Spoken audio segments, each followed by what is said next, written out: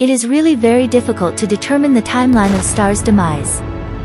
Astronomers have seen the debris from scores of exploded stars in the Milky Way. Astronomers use NASA telescopes to study the spectacular remains of a supernova in a neighboring galaxy, and they have found enough clues to determine when the supernova occurred. This supernova remnant is called SNR 0519-69.0, and it is the debris from an explosion of a white dwarf star. According to researchers, this white dwarf reached a critical mass, either by pulling matter from a companion star or merging with another white dwarf. The star underwent a thermonuclear explosion and was destroyed. This type of supernova is called Type Ia. SNR 0519 is located in the Large Magellanic Cloud, a small galaxy 160,000 light-years from Earth.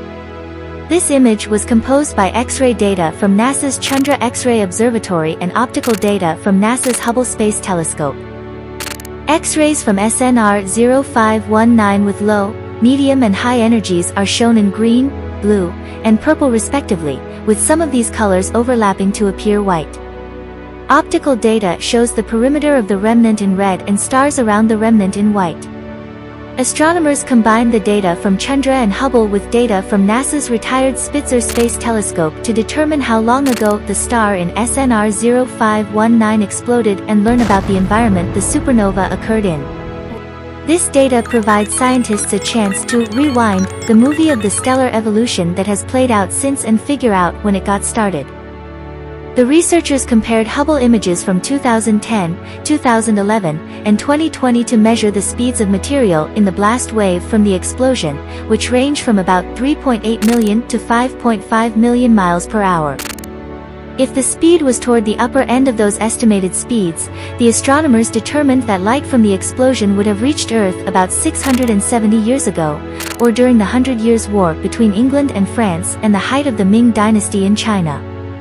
However, it's likely that the material has slowed down since the initial explosion and that the explosion happened more recently than 670 years ago. The Chandra and Spitzer data provide clues that this is the case.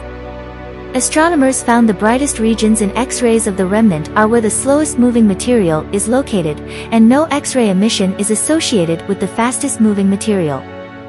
These results imply that some of the blast wave has crashed into dense gas around the remnant, causing it to slow down as it traveled. Astronomers may use additional observations with Hubble to determine more precisely when the time of the star's demise should truly be set.